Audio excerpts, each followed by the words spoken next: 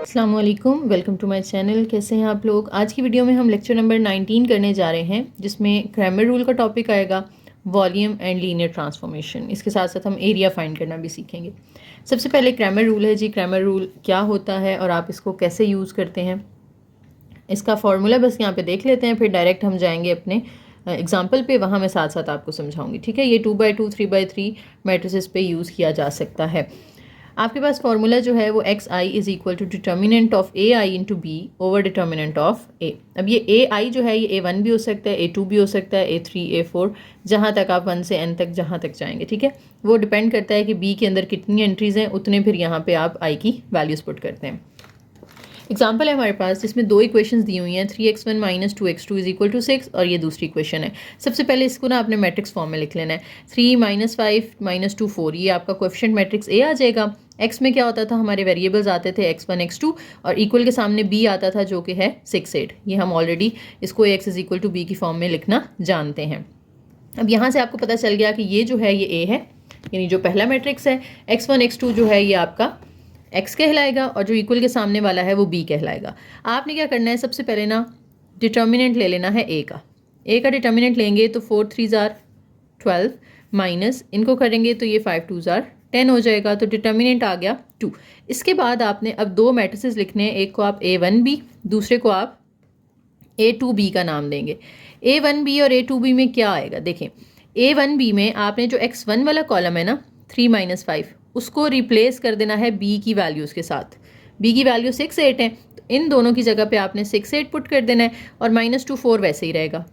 अब जब A2 की बारी आएगी तो आपने A2 में जो x2 की वैल्यूज़ हैं उनको रिप्लेस कर देना है b के साथ। तो x2 की वैल्यूज़ क्या थी, -2 4, इसकी जगह पे आ जाएगा 6 8 और जो शुरू वाली x1 की वैल्यूज़ हैं 3 माइनस 5 वो सेम रहेंगी। अब इन दोनों के भी डिटर्मिनेंट ले लेने हैं। ठीक है, डिटर्मिनेंट ऑफ A1 भी लिख लें, डिटर्मिनेंट ऑफ A2 भी लिख लें और इनके आंसर्स निकाल लें। 6 4 जार 24 और ये 8 2 जार 16 और ये प्लस हो जाएगा, 16 प्लस 24 करेंगे तो ये हमारे पास 40 आ जाएगा। इसी तरह से यहाँ पे अगर आप इनको मल्टीप्लाई करें, 8 जार 24 और 6 5 जार ये 30 हो जाता है, तो 30 प्लस 24 करेंगे तो ये आपके पास 54 आ जाएगा। डिटर्मिनेंट तीनों के आगे, A का डिटर्मिनेंट आ गया, A1 का डिटर्मिनेंट आ गया, A2 का डिटर्मिनेंट आ गया। अब आपने निकालना क्या है, आपको चाहिए x1 और x2, तो आप x1 लिखेंगे यहाँ पे उसका फॉर्मूला, फिर x2 लिखेंगे और उसका फॉर्मूला। फॉर्मूला कैसे लगाना है, अभी हमने ऊपर पढ़ा था कि डिटर्मिनेंट ऑफ A1 को पहले डिटर्मिनेंट ऑफ A से मल्टीप्लाई करना है तो x1 आ जाएगा, डिटर्मिनेंट ऑफ A2 को डिटर्मिनेंट ऑफ A से डिवाइड करना है तो x2 आ जाएगा। यानी x1 जब आप निकाल रहे हैं तो आपने A1 का डिटर्मिनेंट ऊपर रखना है और जब आप x2 निकाल रहे हैं तो आपने जो A2 ऑफ B का डिटर्मिनेंट निकाला था वो ऊपर रखना है और डिवाइड दोनों को डिटर्मिनेंट ऑफ A से ही करेंगे हम। ठीक है, डिवीजन जब भी आपने करनी है ना क्रैमर रूल के अंदर तो डिटर्मिनेंट ऑफ A से करनी है और ऊपर जो है वो आपका डिपेंड करता है कि अब आप x1 निकाल रहे हैं तो A1 का डिटर्मिनेंट, x2 निकाल रहे हैं तो A2 का। अगर ये 3/3 का मैट्रिक्स होता तो हम x1 x2 x3 निकालना चाहते हैं तो x3 में फिर ऊपर A3 का डिटर्मिनेंट आता और नीचे A का ही डिटर्मिनेंट रहता है। अब A1 का जो डिटर्मिनेंट है वो हमने निकाला था 40, डिवाइड कर दें A के डिटर्मिनेंट से, वो 2 आया था, इसका आंसर आ गया 20, तो x1 मुझे मिल गया यहाँ पे। इसी तरह से यहाँ वैल्यूज़ पुट कर दें, ये 54 आया था, ये 2 आया था, तो ये 27 मुझे x2 की वैल्यू मिल गई। तो देखें क्रैमर रूल से आप कितनी इजीली x1 x2 फाइंड कर सकते हैं। अब मैट्रिक्स इन्वर्जन हमने पहले पढ़ा है ना, मैट्रिक्स इन्वर्जन से निकालना। अब हम उसी के एक मिलता जुलता एक मेथड है जिसको हम क्रैमर रूल कह रहे हैं। ठीक है, यहाँ से भी आप x1 x2 निकाल सकते हैं और ये लॉन्ग में आता होता है अक्सर। नेक्स्ट एग्जाम्पल है, एग्जाम्पल 2 के अंदर अगेन दो आपको इक्वेशंस दी गई हैं। आपने पहले मैट्रिक्स फॉर्म बना लेनी है। x1 के साथ है 3s, तो पहले कॉलम में 3s आ जाएगा। यहाँ x1 के साथ है -6, तो नीचे -6 आ जाएगा। फिर x2 के कोएफिशिएंट लिख लेने हैं -2 और s, तो ये -2 और s। अब जो x1 x2 है वो आपका x के अंदर आ जाएगा और b के अंदर आ जाएगा 4 और 1। अब आपने क्या करना है, पहले A1b लिख लेना है और A2b लिख लेना है। A1b के अंदर जो ये x1 वाले कोएफिशिएंट हैं इनकी जगह पे आ जाएगा 4 1 और -2s ऐसे ही रहेगा। A2b के अंदर क्या होगा कि जो x2 वाले एलिमेंट्स हैं उनको b से रिप्लेस कर देना है। x2 के कोएफिशिएंट है -2s, इन दोनों की जगह b की वैल्यूज आ जाएंगी 4 1 और जो पहला कॉलम है वो सेम रहेगा। ठीक है, ये करने के बाद अब आपने तीनों का डिटर्मिनेंट निकाल लेने हैं। a का डिटर्मिनेंट निकाल लेना है, 3s को s से मल्टीप्लाई करेंगे 3s स्क्वायर होगा, 6 2 जार ये आ जाएगा 12। अच्छा, एक और चीज़ यहाँ पे जैसे हमने मैट्रिक्स इन्वर्जन में कहा था ना कि अगर आपका डिटर्मिनेंट 0 आ जाता है तो आप उसको सॉल्व नहीं कर सकते। सेम रूल यहाँ पर भी है कि जब आपका डिटर्मिनेंट ए का अगर 0 आ गया है तो फिर आगे उसका सोल्यूशन पॉसिबल नहीं है। तो पिछले क्वेश्चन में तो हमारा डिटर्मिनेंट 2 आया था ना, लेकिन यहाँ पे आ गया है हमारे पास एस की फॉर्म में। तो कैसे पता चलेगा कि ये 0 तो नहीं है? तो हम इसको इक्वल टू 0 रख के चेक कर लेते हैं कि ये 0 तो नहीं आ रहा। आप देखें एस यहाँ से 3 कॉमन आ रहा है, जब आप 3 कॉमन लेंगे तो अंदर आ जाएगा एस स्क्वायर माइनस 4, 3 4 12 होता है, इक्वल टू 0। अब ये 3 वहाँ जाके डिवाइड कर दें तो एस स्क्वायर माइनस 4 किसके इक्वल आ गया? 0 के। तो एस स्क्वायर इधर ही रखें, 4 को उधर जाके आप क्या कर दें? प्लस कर दें। स्क्वायर ख़त्म करने के लिए आपको स्क्वायर रूट लेना पड़ेगा ना। तो एस किसके इक्वल आ जाएगा? प्लस माइनस 2 के इक्वल आ जाएगा। तो अब एस की वैल्यू 2 यहाँ पुट करके देखते हैं। आप यहाँ 2 पुट करें तो हमारे पास 2 का स्क्वायर 4 आएगा, और 4 3 12 करें, -12 तो वो 0 आ रहा है। इसी तरह से अगर आप -2 पुट करते हैं तो -2 का स्क्वायर 4 3 12 12 -12 0, यानी इन दो नंबर्स पे आपका आंसर डिटर्मिनेंट का 0 आ सकता है। इसके अलावा अगर आप कुछ भी पुट करेंगे तो वो 0 नहीं आएगा। तो जब आप इसका सोल्यूशन नीचे लिखेंगे ना x1 x2 की वैल्यूज़, साथ आपने एक कंडीशन लाजमी दे देनी है कि जो s है ना वो +2 और -2 के इक्वल नहीं होना चाहिए। इस तरह s should not be equal to +2 and -2। अगर s इन दोनों में से किसी एक वैल्यू के इक्वल हुआ तो फिर आपका सोल्यूशन एग्जिस्ट नहीं करेगा। ठीक है, तो ये आपने साथ में कंडीशन दे देनी है। अब आपने जो डिटर्मिनेंट इन तीनों के निकाले होंगे ऊपर, डिटर्मिनेंट क्या करेंगे? 4s में से ये 2 माइनस करेंगे तो वो 4s + 2 हो जाएगा। इसका डिटर्मिनेंट आ गया 4s + 2। a2 का डिटर्मिनेंट निकालें तो 3s और ये +24 आ जाएगा। अब हमने निकालना है x1। तो x1 में क्या होता है? a1 का डिटर्मिनेंट ऊपर, a का डिटर्मिनेंट नीचे। तो a1 का डिटर्मिनेंट आया 4s + 2, वो लिखें। नीचे a का डिटर्मिनेंट ऐसे ही लिखते हैं, खोलने की ज़रूरत नहीं है, 3s² - 12। ठीक है, इसी तरीके से जब x2 का डिटर्मिनेंट निकालना है तो आपने ऊपर a2 का डिटर्मिनेंट रखना है जो कि 3s + 24 है। वो लिखने के बाद नीचे a का डिटर्मिनेंट आ जाएगा और आपका आंसर आ जाएगा। बस दोनों के साथ ये कंडीशन बता देनी है कि s जो है वो इसके इक्वल नहीं होना चाहिए। नेक्स्ट हमारे पास जो सिस्टम ऑफ लीनियर इक्वेशन है, इसमें 3 इक्वेशंस आ गई हैं। अब ये 3/3 का मैट्रिक्स बनेगा। a बना लेंगे, b बना लेंगे, a1 a2 और a3। a बनाने के लिए आपको यहाँ पे x1 के कॉलम्स लिखने हैं 2 1 3, फिर x2 के -1 2 2 और x3 के 3 -1 2। ये a आ गया। फिर आपने बनाना है a1। a1 में क्या होगा? जो x1 वाले कोएफिशिएंट हैं ये b के साथ रिप्लेस हो जाएंगे। तो b में इक्वल के बाद वाली वैल्यूज़ आती है ना 1 2 3, ये आपने यहाँ पे लिख देनी है और बाकी दोनों कॉलम्स सेम रहेंगे। ठीक है, फिर a2 के अंदर क्या होगा? a2 के अंदर x2 वाले जो हैं ये सेकंड वाले, इसकी जगह पे b आ जाएगा। फर्स्ट भी सेम रहेगा और लास्ट भी सेम रहेगा। a3 के अंदर क्या करेंगे हम? जो थर्ड कॉलम है x3 की वैल्यूज़ उनको रिप्लेस कर देना है आपने 1 2 3 के साथ, और बाकी पहला भी सेम 2 1 3 और दूसरा भी सेम। ठीक है, अब इन तीनों का डिटर्मिनेंट चाहिए आपको, a1 का भी, a2 का भी, a3 का भी और साथ a का भी। 4 डिटर्मिनेंट फाइंड करने पड़ेंगे। अब डिटर्मिनेंट आपको फाइंड करने आते हैं, पहले इसको फर्स्ट रो से एक्सपैंड कर लें, इसको भी और इसको भी। जब आप डिटर्मिनेंट निकाल लेंगे तो हमारे पास जो a का डिटर्मिनेंट आएगा वो इक्वल आएगा 5 के।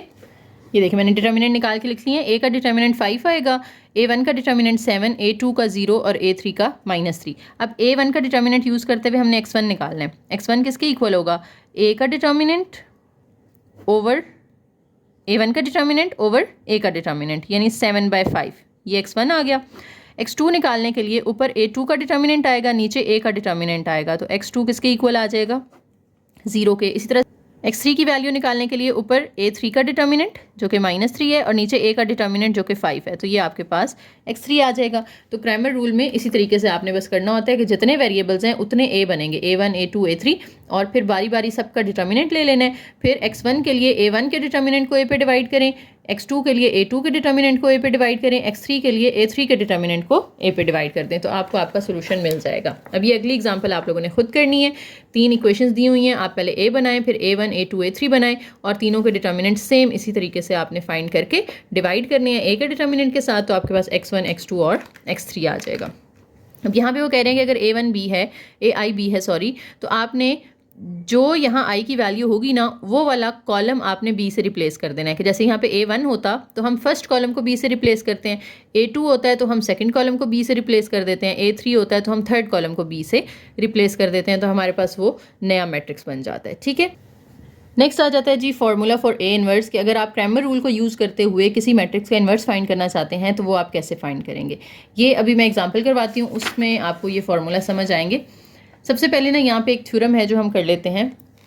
आपको कोफैक्टर्स फाइंड करने आते हैं ना, पीछे हमने सीख लिए हैं, ठीक है। वैसे नॉर्मल ए इनवर्स का फॉर्मूला क्या होता है कि 1/a determinant into adjoint of a. अब एडजॉइंट जो है वो कैसे आते हैं, वो कोफैक्टर्स। अगर आपके पास 2/2 है तो एडजॉइंट सिंपल है, फर्स्ट और लास्ट की पोजीशन, बाकी दोनों के साइन चेंज करें तो एडजॉइंट आ जाता है। लेकिन 3/3 का एडजॉइंट हमने निकालना पीछे सीखा था, 2 दफ़ा हम ये चीज़ कर चुके हैं कि आप कोफैक्टर्स फाइंड करते हैं। जब आप कोफैक्टर्स निकाल लेते हैं तो फिर आप उसका ट्रांसपोज ले लेते हैं कोफैक्टर्स वाले मैट्रिक्स का, तो आपके पास एडजॉइंट आ जाता है, ठीक है। अब ये जो कोफैक्टर्स वाला मैट्रिक्स है ना, इसको हम कहते हैं एडजुगेट या क्लासिकल एडजॉइंट। और इसे रिप्रेजेंट कैसे किया जाता है, एडजॉइंट ऑफ ए से रिप्रेजेंट किया जाता है। नेक्स्ट थ्योरम में हमारे पास इनवर्स फार्मूला। अब इसमें ये कुछ चीज़ें हैं आप लोगों ने माइंड में रखनी है कि अगर आपके पास ए जो है वो एक इन्वर्टिबल मैट्रिक्स है तो फॉर्मूला आपको ऑलरेडी पता है, ए इनवर्स किसके इक्वल होगा, 1/a determinant into adjoint of a. वही फॉर्मूला जो आप ऑलरेडी करके आ चुके हैं। एग्जांपल है हमारे पास, ए दिया हुआ है, कहते हैं इसका इनवर्स फाइंड करें।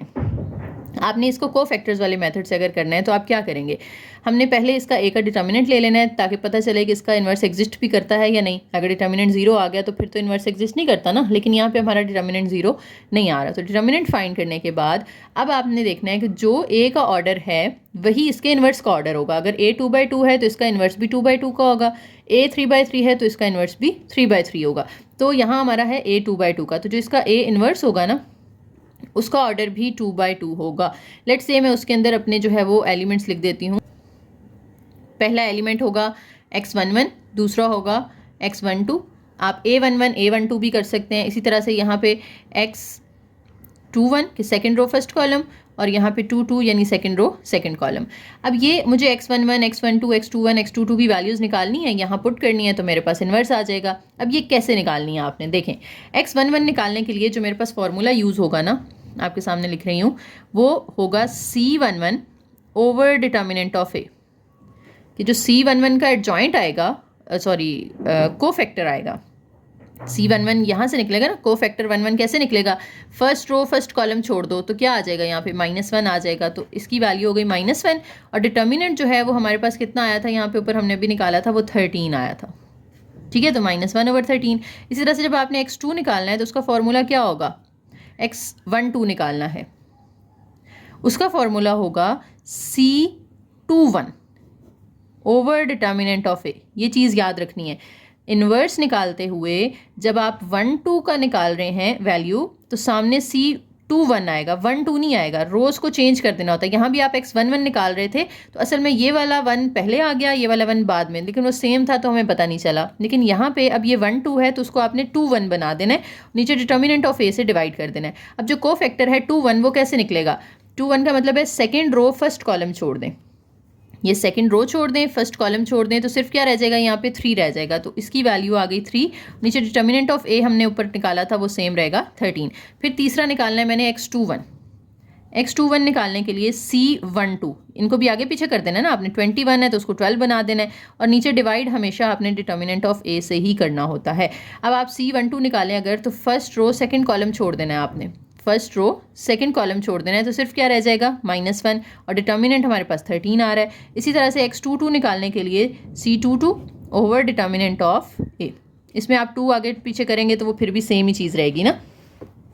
ये फॉर्मूला देंगे, x22 का फॉर्मूला लिखा C22 ओवर डिटर्मिनेंट ऑफ ए, आप 22 को आगे पीछे करें तो सेम चीज़ ही आ जाएगी। C22 क्या होगा, सेकंड रो सेकंड कॉलम छोड़ दो, तो इसके अंदर अगर आप सेकंड रो सेकंड कॉलम छोड़ देते हैं तो हमारे पास क्या आ जाता है, ऊपर 2 आ जाता है। तो 2 ओवर डिटर्मिनेंट ऑफ ए कितना था, 13। अब ये मेरे पास चारों वैल्यूज़ आ गई हैं। सॉरी यहाँ मिस्टेक हो गई है, C11 जब आपने निकाला तो फर्स्ट रो फर्स्ट कॉलम छोड़ देना था, फर्स्ट रो फर्स्ट कॉलम छोड़ देना था, तो हमारे पास 5 बचता है यहाँ पे, +5, ठीक है। अच्छा, ये चीज़ तो हो गई। अब कोफैक्टर्स के आपको पता है जो साइन होते हैं वो कैसे आते हैं, पहला पॉजिटिव आता है, दूसरा नेगेटिव आता है, तो तीसरा पॉजिटिव पॉजिटिव नेगेटिव, फिर यहाँ नेगेटिव, पॉजिटिव के नीचे, और इधर पॉजिटिव। यानी आपने पहला पॉजिटिव लगाना है कोफैक्टर, उसके साथ प्लस आ जाएगा, दूसरे के साथ माइनस लगा देना है, तीसरे कोफैक्टर के साथ फिर से माइनस आ जाएगा, तो इसका माइनस और उसका माइनस क्या हो जाएगा, प्लस हो जाएगा। और जो चौथा होगा उसके साथ आपने प्लस लगा देना है यहाँ पे, तो ये 2/13। अब ये चारों वैल्यूज जो आपकी x11, x12, x21, x22 आई हैं वो यहाँ पुट कर दें तो आपके पास A इन्वर्स आ जाएगा। x11 हमने जो निकाला अभी वो कितना आया, 5/13। x12 जो निकाला है वो हमने -3/13 निकाला है।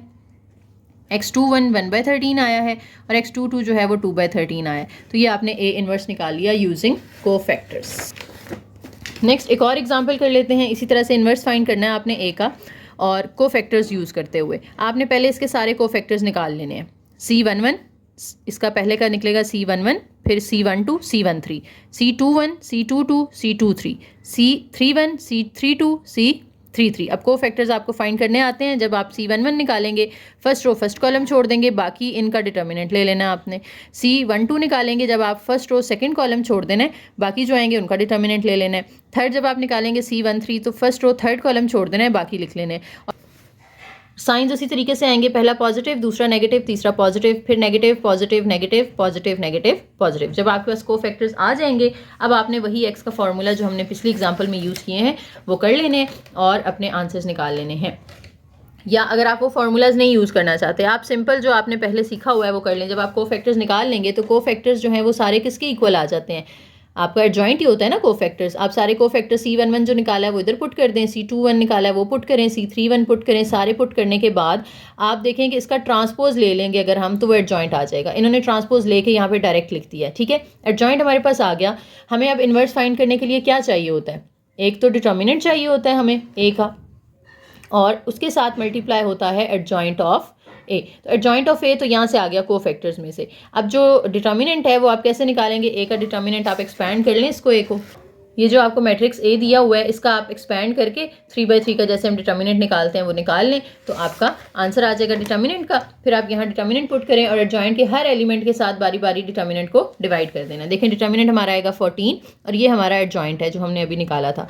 14 को बारी बारी हर एलिमेंट के साथ डिवाइड करें तो आपका A इन्वर्स आ जाएगा। और ये अगर पीछे हमने जो किया अभी एग्जाम्पल ये x11 x12 वाली, ये भी सेम चीज़ ही है, बस मेथड यहाँ पे थोड़ा सा चेंज है। अगर आप ये पेपर में यूज़ नहीं करना चाहते कोई मसला नहीं है, आपने जो पीछे मेथड सीखा हुआ है ना 1/, determinant of A into adjoint of A, आप वो मेथड यूज़ कर लो। डिटर्मिनेंट निकालो इसका, बस कितना आ रहा होता है डिटर्मिनेंट 13 आ रहा था, नीचे 13 रखें, इधर एडजॉइंट रखें। एडजॉइंट में आप फर्स्ट और लास्ट की पोजीशन बाकी दोनों के साइन चेंज करेंगे। वो करने के बाद इस डिटर्मिनेंट का जो आंसर होगा ना 13, उसको बारी बारी सबके साथ डिवाइड कर दोगे तो सेम यही चीज़ आएगी जो हमने अभी x11 12 वाले मेथड से निकाली है। तो ये अगर आप नहीं करना चाहते, आप सिंपल जो हमने ऑलरेडी सीखा हुआ है मेथड वही कर लें, और ये काम हमने अभी सेकेंड एग्जाम्पल में भी किया है, ठीक है। नेक्स्ट आ जाता है जी डिटर्मिनेंट्स एज एरिया और वॉल्यूम। कि अगर डिटर्मिनेंट्स को यूज़ करते हुए आपने किसी शेप का एरिया या किसी शेप की का वॉल्यूम निकालना है तो वो कैसे निकालते हैं। देखें अगर आपके पास 2/2 का मैट्रिक्स है और या 3/3 का मैट्रिक्स है, आप क्या करते हैं, अगर एरिया ऑफ पैरेललोग्राम निकालना चाहते हैं तो 2/2 का डिटर्मिनेंट ले लेना है, वही आपका एरिया होगा, ठीक है। इसी तरीके से अगर आप वॉल्यूम ऑफ पैरेललोपाइप्स निकालना चाहते हैं, उसके लिए क्या करना पड़ेगा, जो 3/3 मैट्रिक्स होगा उसका डिटर्मिनेंट लेंगे तो वो आपका वॉल्यूम आ जाएगा, ठीक है। एग्जाम्पल दी हुई है हमें आगे, कहते हैं calculate the area of parallelogram. Area of parallelogram का मतलब है कि अब आपके पास जो मैट्रिसेस होंगे वो 2/2 का मैट्रिक्स बनना चाहिए, ठीक है। उसका फिर आप डिटर्मिनेंट निकालेंगे। अब यहाँ पे पॉइंट्स दे दिए। अब पैरेललोग्राम कैसी होती है, ये इस तरह से पैरेललोग्राम एक शेप होती है, आप उसमें ABCD इस तरह से साइड्स को नाम दें। एक साइड AB है, एक AC है, एक CD है और एक BD है। अब जब आप एरिया या वॉल्यूम निकाल रहे होंगे ना किसी शेप का, तो आपको एक पॉइंट फिक्स करना पड़ेगा यहाँ पे। यानी A से अगर आप B की तरफ जा रहे हैं तो A से आपने C, यानी एक AB आप साइड निकालेंगे उसकी, एक AC निकालेंगे। और एरिया में सिर्फ 2 साइड्स चाहिए होती है ना, तो आपने 2 साइड्स ये वाली ले लेनी है, AB और AC, और इनको आपस में आपने इस तरह से मैट्रिक्स फॉर्म में लिख देना है। लेकिन पहले AB निकालना पड़ेगा ना आपको, क्योंकि हमें A अलग दिया हुआ है, B अलग, C अलग, D अलग। AB निकालने के लिए वेक्टर्स में आप लोगों ने ये चीज़ पढ़ी होगी, ये देखो ना, ये इसकी अगर हम डायमेंशन देखें, जो वेक्टर को हम यूँ लिखते थे ना XY, और उसको इस तरह से कॉलम मैट्रिक्स बना लेते हैं, तो वेक्टर जो होते हैं जब आप इनको माइनस करते हैं या आप इस तरह से लेंथ फाइंड करते हैं वेक्टर्स में, तो आपने हमेशा सेकेंड में से फर्स्ट वाले को माइनस करना होता है, यानी B वाले में से A वाला। तो यहाँ पे देखिए मैं पहले b लिख लेती हूँ 0 3, उसमें से माइनस करेंगे हम a वाला -2 तो 0 में से माइनस करेंगे -2 इस तरह, तो वो 2 आ जाएगा। 3 में से माइनस करेंगे -2 तो वो इस तरह करके 5 आ जाएगा। तो a b मेरे पास आ गया। इसी तरह मैंने a c निकाल लेना है, c में से a को माइनस कर देना है। तो c वाला वेक्टर लिखेंगे माइनस a वाला वेक्टर लिखेंगे, इनको माइनस करके आपके पास आ जाएगा 6 1। अब इन दोनों को मिला के आपने एक मैट्रिक्स बना लेना है जिसका हम फिर निकालेंगे डिटर्मिनेंट, तो हमारे पास पैरेललोग्राम आ जाएगी। तो इनको मिला के जो हमारा एक मैट्रिक्स बनेगा उसको आप नाम दे दें, लेट से ई मैट्रिक्स का नाम दे दें, क्योंकि ए बी सी डी तो यहाँ पे ऑलरेडी हैं। तो मैट्रिक्स ई जो है वो किसके इक्वल होगा, ए बी का पहला कॉलम बनेगा, ए सी का दूसरा कॉलम। तो ए बी के आंसर्स आए थे 2 5 और ए सी के आंसर्स आए थे 6 1। ये आपके पास 2 by 2 का मैट्रिक्स बन चुका है। अब इसका आपने ले लेना है डिटर्मिनेंट,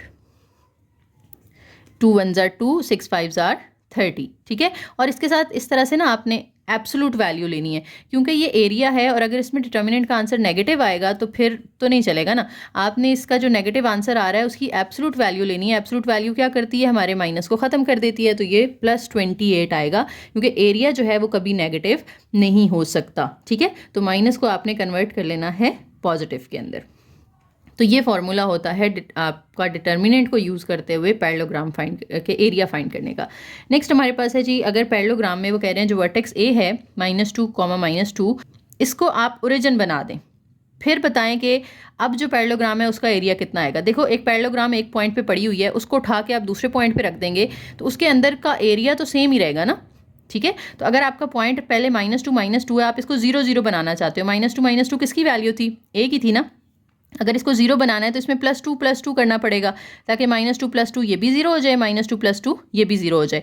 और ट्रांसफॉर्मेशन के अंदर अगर आप एक पॉइंट में चेंजिंग कर रहे होते हैं तो आपने सारे पॉइंट्स के अंदर करनी होती है। यानी जब नया ए होगा वो तो बन जाएगा 0 0, क्योंकि हमने इसमें +2 कर दिया, इसमें भी +2 कर दिया, बी में भी +2 करना पड़ेगा। तो 0 में +2 करेंगे तो ये क्या बन जाएगा 2, और 3 में +2 करेंगे तो वो 5 बन जाएगा। और सी जो होगा वो अब हमारा हो जाएगा 4 + 2 6, -1 + 2 1। डी में आप 6 + 2 करें तो 8 आ जाता है, 4 + 2 करें तो 6। अब ये ए बी सी डी लेकर आपने ए बी निकाल लेना है, फिर ए सी निकाल लेना है। जब आप ए बी और ए सी इस तरह से निकाल लेंगे, उनको आपने मैट्रिक्स फॉर्म में लिखना है, और मैट्रिक्स फॉर्म में लिखने के बाद आपने उसका डिटर्मिनेंट लेके उसकी एब्सोल्यूट वैल्यू लेनी है। आप देखेंगे उसका आंसर भी सेम आएगा, ठीक है। तो इससे ये बात प्रूव होती है कि अगर आप इसकी ट्रांसफॉर्मेशन करते हैं पैरेललोग्राम की, उसको एक जगह से उठा के दूसरी जगह पर लेकर जाते हैं। देखिए पहले पैरेललोग्राम यहाँ पर थी, इधर से उसका ए था, अभी उसको वो उठाकर ओरिजिन पे ले गए हैं, तो आपका एरिया जो है वो अनचेंज रहता है, सेम रहता है, उसमें कोई चेंज नहीं आएगा जब आप उसको ट्रांसलेट करते हैं तो, ठीक है। नेक्स्ट है जी लीनियर ट्रांसफॉर्मेशन। लीनियर ट्रांसफॉर्मेशन के अंदर आपके पास यहाँ पे 2 सेट्स बनेंगे, एक एस का और एक टी ऑफ एस का। एस हमारा वो सेट होगा जो हमारी ओरिजिनल टी की डोमेन होगी, ठीक है। और इसको ट्रांसफॉर्म करना है हमने टी ऑफ एस के अंदर, ये इसका इमेज सेट होगा। हम एरिया निकालना चाह रहे हैं इस टी ऑफ एस का, यानी इस एस की जो इमेज है अगर आप उसका एरिया निकालना चाह रहे हैं तो उसका फॉर्मूला क्या होगा, डिटर्मिनेंट ऑफ ए को एरिया ऑफ एस के साथ मल्टीप्लाई कर दें। ये जो एस होगा इसके एरिया को ए के डिटर्मिनेंट से मल्टीप्लाई करेंगे तो टी ऑफ एस का एरिया आ जाएगा। और अगर आप इसका वॉल्यूम निकालना चाह रहे हैं तो आप एस के वॉल्यूम को डिटर्मिनेंट ऑफ ए से मल्टीप्लाई करेंगे तो टी एस का वॉल्यूम आ जाएगा, ठीक है। तो ये फॉर्मूला देखें, एरिया ऑफ टी एस निकालना है तो ए के डिटर्मिनेंट को एरिया ऑफ एस से मल्टीप्लाई कर दें, और अगर वॉल्यूम ऑफ टी एस निकालना है तो ए के डिटर्मिनेंट को वॉल्यूम ऑफ एस से मल्टीप्लाई कर दें, ठीक है। एरिया पैरेललोग्राम का हम फाइंड कर रहे होंगे, और जो हमारा वॉल्यूम होगा वो पैरेललोपाइप्ड का होगा, और एरिया r² में लाया करेगा। एरिया में जो एस है वो किस में लाया करेगा, r² के अंदर, जो पैरेललोग्राम होगी हमारी।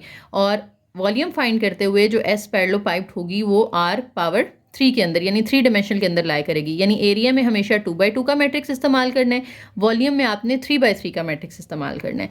एग्जाम्पल है हमारे पास, लेट ए एंड बी भी पॉजिटिव नंबर्स। आपने area of region E find करना है bounded by ellipse whose equations is this. Prove करना है कि ये इक्वेशन आनी चाहिए। अच्छा, एलिप्स जो होती है वो बेसिकली ना एक डिस्क की होती है। आप डिस्क को दोनों साइड से पकड़ के यूँ स्ट्रेच करें तो आपके पास इस तरह से एक एलिप्स शेप आ जाती है, ठीक है। तो हम स्टार्ट डिस्क से करेंगे और उसी से फिर हम अपना एलिप्स का फॉर्मूला जनरेट करेंगे। देखें आपने वो कह रहे हैं कि देखें आपके पास एक डिस्क है डी, और उसको आप ई के अंदर कन्वर्ट कर रहे हो, तो ई की इमेज बना रहे हो ना, तो डिस्क वाले को हम एस कह देंगे और जो इमेज बना रहे हैं वो टी ऑफ एस होगी। तो एस हमारी डिस्क है और टी ऑफ एस यानी जो उसका इमेज बनेगा ट्रांसफॉर्म उसकी स्ट्रेचिंग करने के बाद ये एलिप्स होगी। ठीक है, अब आपने सबसे पहले एक मैट्रिक्स बना लेना है A00B की फॉर्म में। हम जब स्टैंडर्ड मैट्रिक्स लिखते थे पीछे तो हम उसमें E1 और E2 की वैल्यूज़ लेते थे ना। E1 होता था हमारा यहाँ पे 1 0 और E2 होता था 0 1। ठीक है, तो हम फिर इनको मिला देते थे तो हमारे पास स्टैंडर्ड मैट्रिक्स आ जाता था इस तरह से 1 0 0 1। अब यहाँ पे जो 1 1 है ना, हमें यहाँ पे पता नहीं है कि ये 1 ही होगा, इसलिए इन दोनों को हम A और B से रिप्रेजेंट कर रहे हैं और इनको हम 0 ही रहने देंगे। ठीक है, उसके बाद आपको पता है कि जो AX is equal to B होता है, इसमें आप X को ट्रांसफॉर्म कर रहे होते हो किसके अंदर, B के अंदर। यहाँ पे थोड़ा सा हम चेंज करेंगे, AU is equal to X लिखेंगे कि हम U को ट्रांसफॉर्म कर रहे हैं X के अंदर। अब जो U की वैल्यूज़ होंगी वो हम लेंगे U1 U2, क्योंकि हम 2x2 मैट्रिक्स के साथ डील कर रहे हैं ना यहाँ पे, तो इसमें भी 2 वैल्यूज़ आनी चाहिए। इसी तरह से जो X की वैल्यूज़ होंगी वो क्या होंगी, X1 X2। ठीक हो गया। ये करने के बाद अब आपने ना ये चीज़ बनानी है AU is equal to X। अब AU is equal to X में आप A पुट करेंगे, A00B, साथ में A के साथ U है तो U पुट कर दें, U1 U2 is equal to X की जगह पे X की वैल्यूज़ आ जाएंगी X1 X2। अब इन दोनों को मल्टीप्लाई करें, A U1 से मल्टीप्लाई होगा, 0 इससे मल्टीप्लाई होगा, तो ये पहली वैल्यू A U1 प्लस 0 आ जाएगी, दूसरी 0 प्लस B U2 आ जाएगी is equal to X1 X2। अब दोनों मैट्रिसेस इक्वल हैं तो पहला पहले की इक्वल, दूसरा दूसरे की इक्वल, 0 को इग्नोर कर दें, A U1 इक्वल हो जाएगा X1 के, A U2 इक्वल हो जाएगा X2 के। अब आप यहाँ से अगर U1 की वैल्यू निकालना चाहते हैं तो A उधर जाके डिवाइड हो जाएगा X1 के साथ, और इधर U2 की वैल्यू अगर आप निकालना चाहते हैं तो A X2 के साथ जाके डिवाइड हो जाएगा। तो U1 की वैल्यू भी आ गई, U2 की वैल्यू भी आ गई। अच्छा, अब जो डिस्क होती है ना, उसमें एक जनरल इक्वेशन होती है हमारी कि U1 का स्क्वायर प्लस U2 का square should be less than equal to 1। ये क्या है, बेसिकली रेडियस है कि जब आप इस तरह से डिस्क लेते हैं तो उसका जो सेंटर से फासला है ना, यानी जो रेडियस है वो 1 या 1 से छोटा होना चाहिए। ठीक है, लेकिन जब आप उसको एलिप्स में कन्वर्ट करेंगे तो ऑब्वियसली वो बढ़ जाएगा, इंक्रीज कर जाएगा, इसलिए फिर हम उसको A से रिप्रेजेंट करते हैं कि अब A की वैल्यू कुछ भी हो सकती है। ठीक है, लेकिन जनरल नोट पे हम उसको लेस देन या इक्वल टू यूनिटी लेते हैं। यूनिटी किसे कहते हैं, 1 को। तो अब यहाँ U1 U2 की बस आपने वैल्यूज पुट करनी है तो आपका आंसर आ जाएगा। U1 की वैल्यू है X1 ओवर A, इसका स्क्वायर है तो इन दोनों का भी स्क्वायर आ जाएगा। U2 की जगह आपने पुट करना है X2 ओवर A और इन दोनों का भी स्क्वायर, साथ में लेस देन इक्वल टू 1। तो ये हमने इक्वेशन प्रूफ करनी थी जो पीछे हमने कर दी है। ठीक है, एरिया वाला फॉर्मूला यूज़ कर लेते हैं जो हमने अभी पीछे पढ़ा था। एरिया ऑफ एलिप्स किसके इक्वल होना था, डिटर्मिनेंट ऑफ A को मल्टीप्लाई कर देना था हमने किसके साथ, एरिया ऑफ D के साथ, क्योंकि हमने D को ट्रांसफॉर्म किया है ना एलिप्स के अंदर। अभी ऊपर मैंने शुरू में आपको बताया था कि S को TS में ट्रांसफॉर्म करते हैं, तो इस S को हम यहाँ डिस्क कह रहे हैं और डिस्क को हम ट्रांसफॉर्म करें एलिप्स के अंदर, यानी D को E में हम कर रहे हैं, तो इसलिए हमने यहाँ पे एरिया ऑफ D को मल्टीप्लाई करना है A के साथ, तो वो बन जाएगा एरिया ऑफ E। तो डिटर्मिनेंट ऑफ A क्या आएगा, A हमारा ये है A00B, तो इसका अगर डिटर्मिनेंट लें तो AB माइनस 0 करेंगे तो AB ही आ जाएगा, ये ए बी आ गया। और डी का एरिया, डी क्योंकि एक डिस्क है, सर्कल है, तो इसका एरिया होता है पाई आर स्क्वायर। आर यहाँ पे हम ले रहे हैं तकरीबन 1, तो पाई इंटू 1 का स्क्वायर, तो सिर्फ पाई आ जाएगा यहाँ पर। तो इसका अगर हम जनरल फॉर्मूला निकालना चाहें तो वो पाई ए बी, ये इसका एरिया आ जाएगा। ये क्या है, उसकी इक्वेशन बनाई है हमने और ये हमने उसका एरिया फाइंड किया है। लास्ट एग्जाम्पल है हमारी इस लेक्चर की, लेक्चर एग्जाम्पल नंबर 8। एस एक पैरेललोग्राम है और जिसके वेक्टर्स हैं B1 B2। अब वेक्टर्स उन्होंने खुद निकाल के दे दिए, हमें A B और AC जैसे पीछे फाइंड किया था फाइंड नहीं करने पड़ेंगे। ठीक है, A B उन्होंने खुद ही दे दिया, आपने area of image of S निकालना है। तो इमेज ऑफ S का एरिया यानी T ऑफ S जो है वो किसके इक्वल होगा, अभी फॉर्मूला पढ़ा था हमने, डिटर्मिनेंट ऑफ A को मल्टीप्लाई कर देंगे हम किसके साथ, एरिया ऑफ S के साथ, तो वो ट्रांसफॉर्म होकर जो T ऑफ S बन रही है उसका एरिया आ जाएगा। ए का डिटर्मिनेंट ले लें, इसका डिटर्मिनेंट क्या होगा, 2 1 2 माइनस 0, तो ये तो 2 आ जाएगा।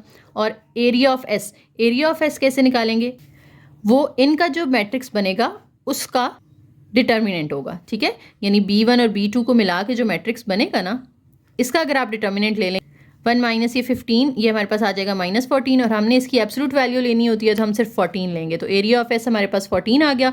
14 2s are 28, तो हमारे पास जो T ऑफ एस इसकी इमेज बनेगी वो उसका एरिया कितना होगा, 28 होगा। ठीक है, तो एस का एरिया पीछे हमने अभी निकालना सीखा था कि हम जो मैट्रिसेस होते हैं वो लिख के उनका डिटर्मिनेंट लेते हैं और उसकी एब्सोल्यूट वैल्यू ले लेते हैं, तो वो 14 आ गई। ए जो दिया हुआ था इसका आपने डिटर्मिनेंट लिया, दोनों को मल्टीप्लाई किया तो आपका आंसर आ गया।